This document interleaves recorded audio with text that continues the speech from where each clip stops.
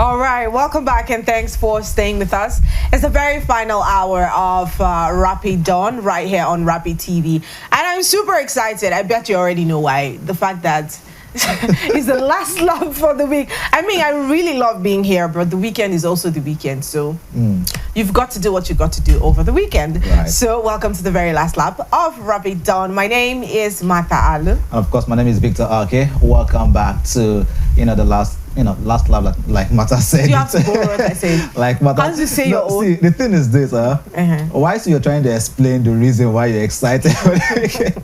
What came to mind was this normal balance. You can explain entire. Go explain. True evidence for you. But yeah, the beautiful part about the weekend is the fact that you don't get to do anything. That's it for me. It's not like I'm going anywhere. You will climb the mountains, but I won't. I'll just be resting. Well, I'll get busy too. Absolutely. But yes, you already know we have had an amazing time this morning doing what we normally will do on Rapid Dawn, from the paper review to Today in History, and then to the football, the sports arena. Right, we're at the 9 o'clock hour, and what we do here basically is to wind you down into the weekend as slowly and sweetly as possible.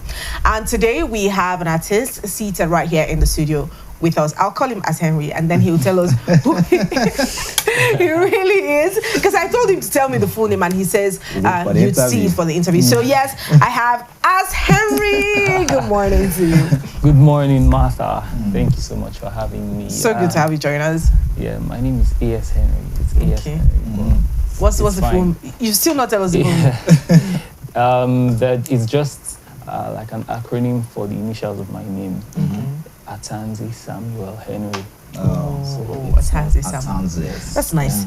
Actually, a nice name. So yes, let's move on to the interview proper. Okay. When we say A.S. Henry, right? Who are we talking about? Who do you think the world should say, oh, this person? Who?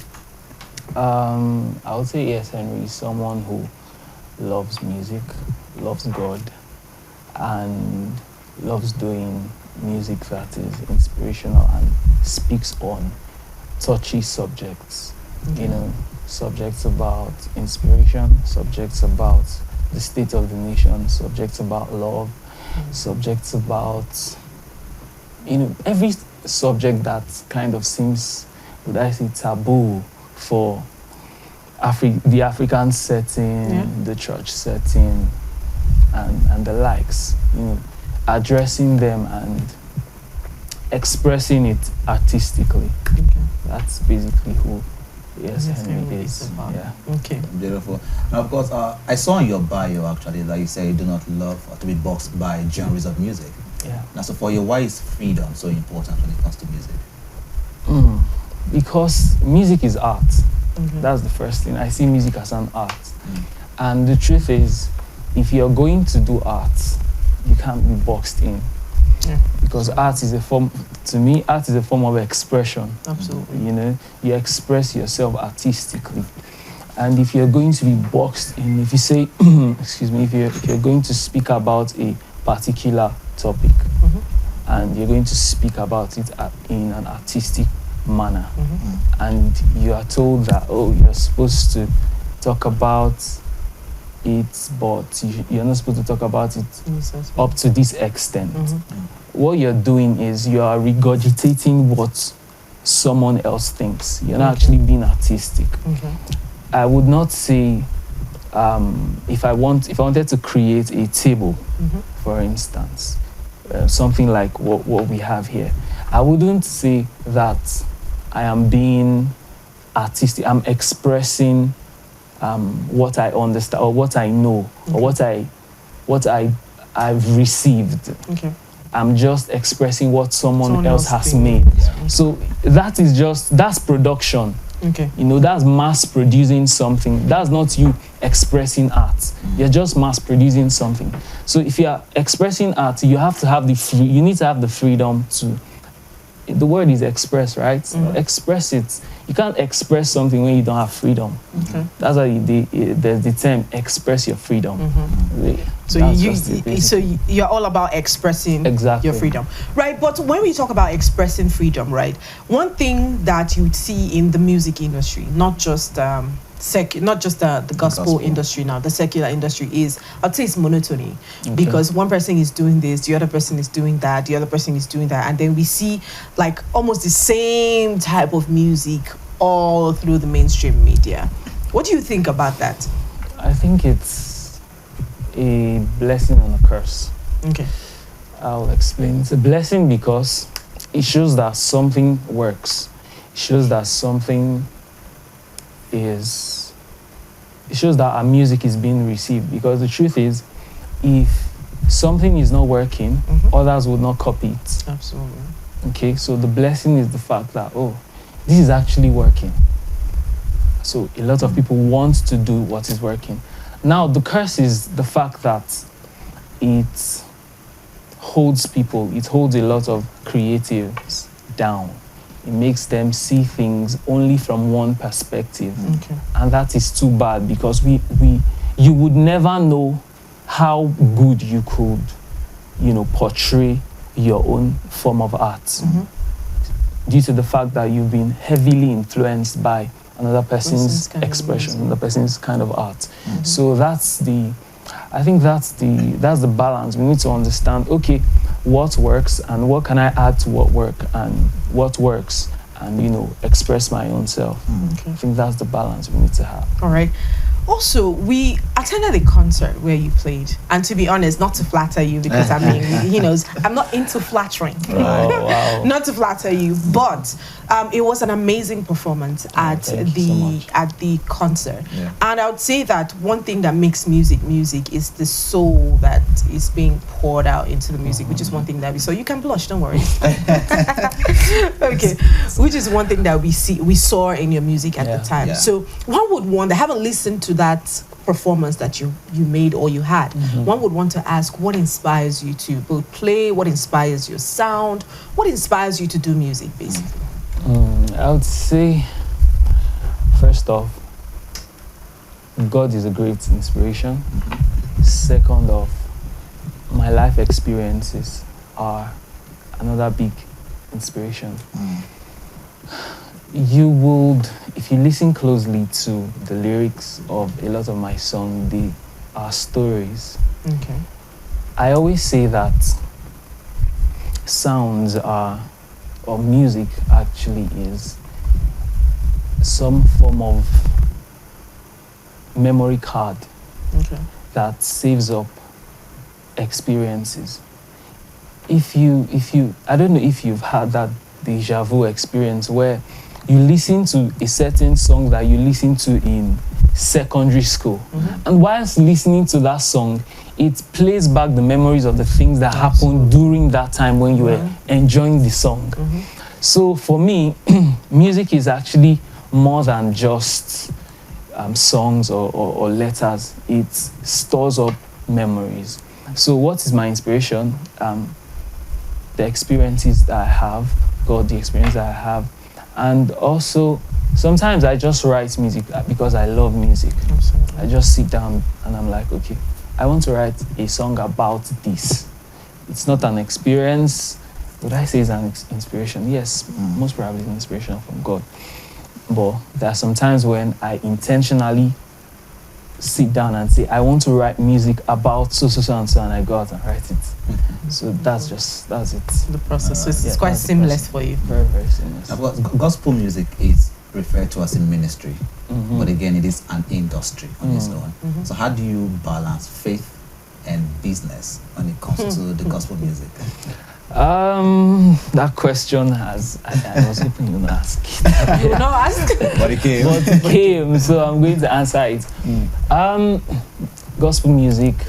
Gospel music ministry, gospel music industry. I think it all boils down to why you are doing the music.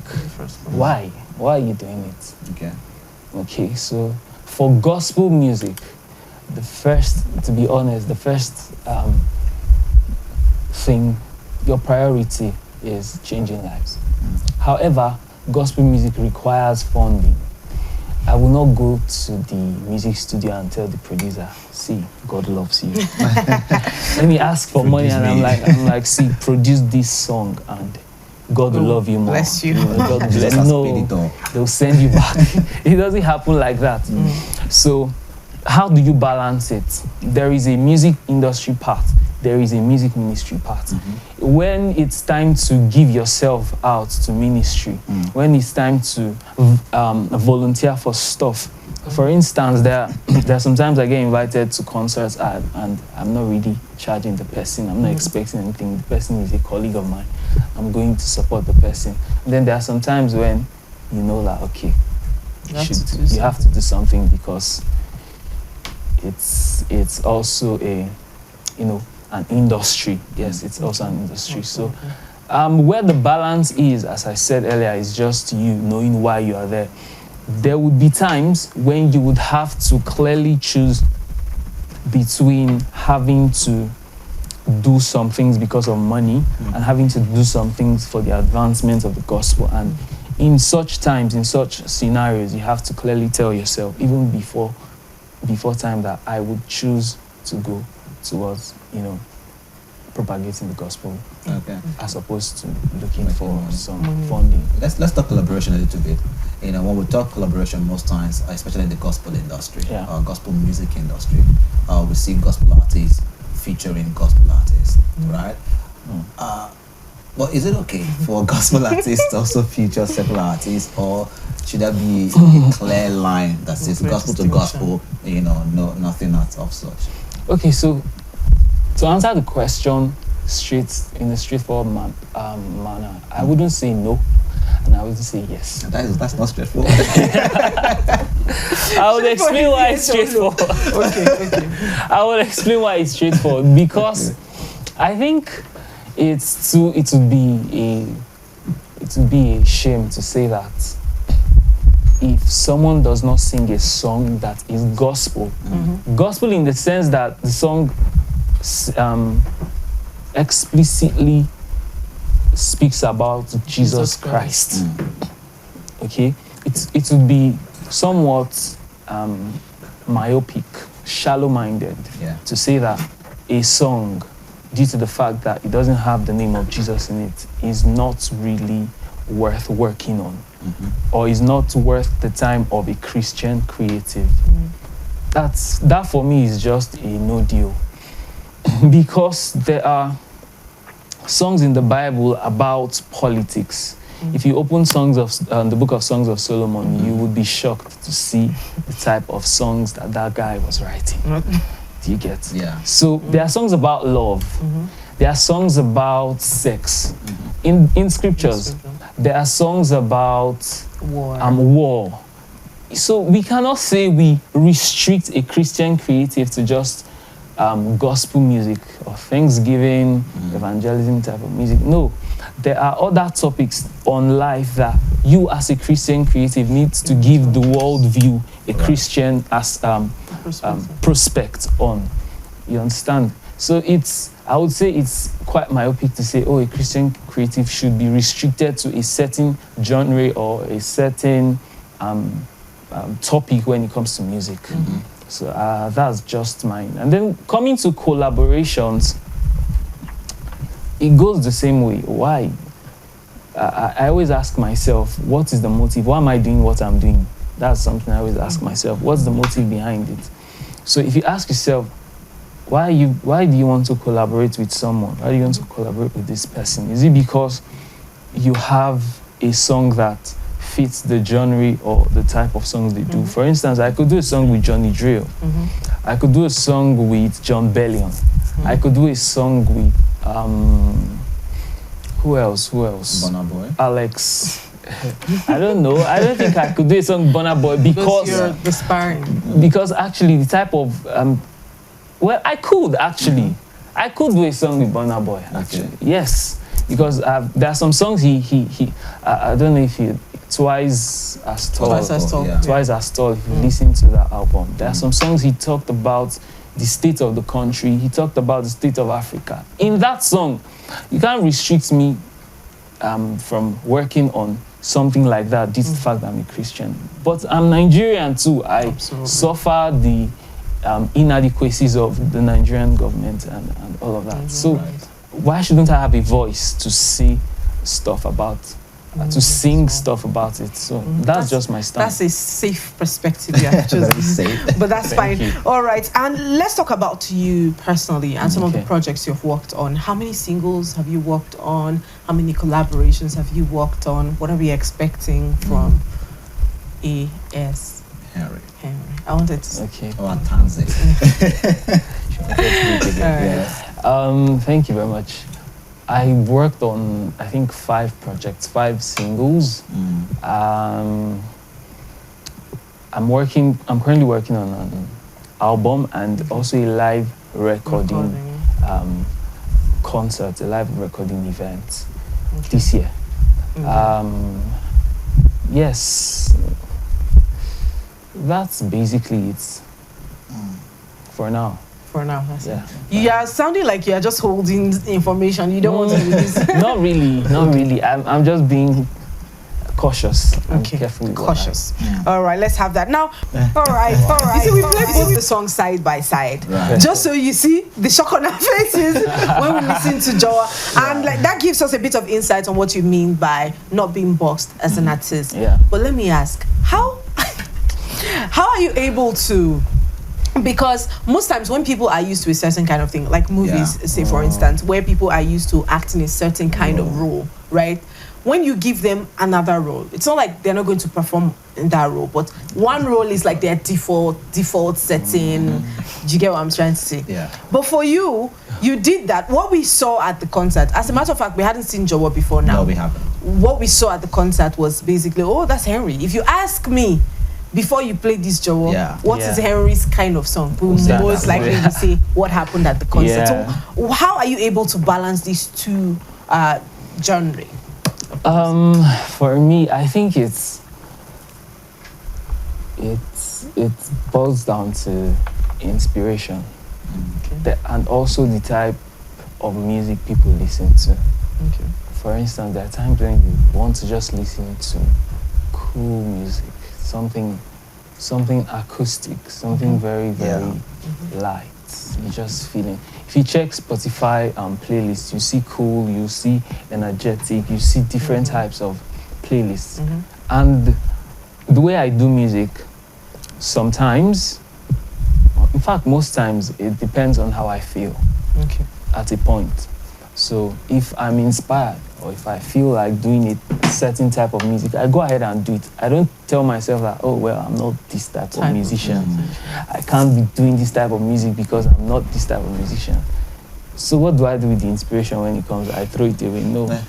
Yeah, so I do it. And it helps me because when I have that, I don't need to I don't have creative block. Because I don't go looking for something. I just come and I'm like, okay, I want to create something, and then I create it and then I release. Some goat moves. Ghost moves. Amongst all of the genres, Okay. which one of them is your core? You want to catch me? Exactly. No, there must be one now. You should have a There must be core. one that you always. There must be one that you enjoy doing. most. Yes. Or master of jack of all trades, master of all. Let's hear. Possibly. There must be one. You can be good, obviously be good at all of and them. he is good for what Yes, we've seen. good at all of them. But there must be one that always has your soft spot. Exactly. I think it's indie folk, acoustic indie folk type of music. Yeah, and that's what we saw at the Yeah. concert. Actually, you're correct. So that's it. it's- You yes. see, Oh, that's your default. Yeah. Good. We love that. We Yeah. love that you know how to do the both though. Very much about it. But yeah, what are we expecting from A.S. Henry? As I've said, I'm working on an album and also working on a live recording event very, very soon. I will definitely keep in touch Okay. and let you know about that. Definitely. Yes. And also, I'm looking at doing tours first in Nigeria, mostly in Nigerian universities. I've been in touch with some persons in some universities, so Okay. that's also That's coming up. All right. And we're not seeing you leaving the music scene anytime soon. No, On the no, gospel no. music On the scene. gospel I music. just got here. I just arrived. I just arrived. Just arrived. That's very good. If your music, right, this is a quick and fire notice. If your music is being described as a meal, food would they chop. But like, what kind of food are you going to use in describing your music? I would say, wow. Tika amala ewedu. It could be, funny enough, maybe fried rice and egusi soup. This guy, they do that kind of combo. I would explain why. Okay. Because just as you said, when you saw Jawa and then you already heard me during the concert, you're like, it's not possible. Do you get? So for me, I still stand on it. Fried rice and Very egusi. It's not boxed into a certain. Who says you can eat that? Victor would eat that. I would eat that actually. Did I not tell you? I wouldn't. I would eat that. What protein are putting in it? Protein. I would go with turkey. Turkey. How do I know that's what you Baba, bring a more chopper.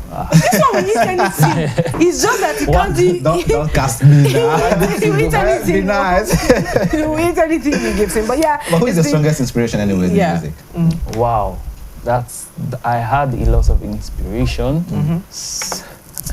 I didn't even know that I knew how to even sing. Really? Yeah, till I was, I think, in my late teenage years. I think I was like 15, 16 when I found that I knew how to sing. It happened at a teens camp. You know, the church where I used to attend, we had a teens camp meeting, and then I went there. I used to play the drums. I started learning the drums. So you also start with instruments? Yeah, I started with instruments. I used to play the drums. So I was just a drummer. If they say come and sing, I'm like, sing what? No. And what happened is there was this song I just fell in love with. What's the name of the song again? I can't seem to remember. You can sing it. I will call upon your name and keep my eyes above the waves. Song. That song. So I just fell in love with that song. I started singing the song. Somebody heard me like, guy, you can't sing. I'm like, oh, really? And that was it. And then for inspiration, I would say Don Moen was one of my biggest inspirations growing up. Don Moen, Paul Wilbur also was one of my biggest inspirations. And my mom is a singer. She still is a singer. She knows how to sing.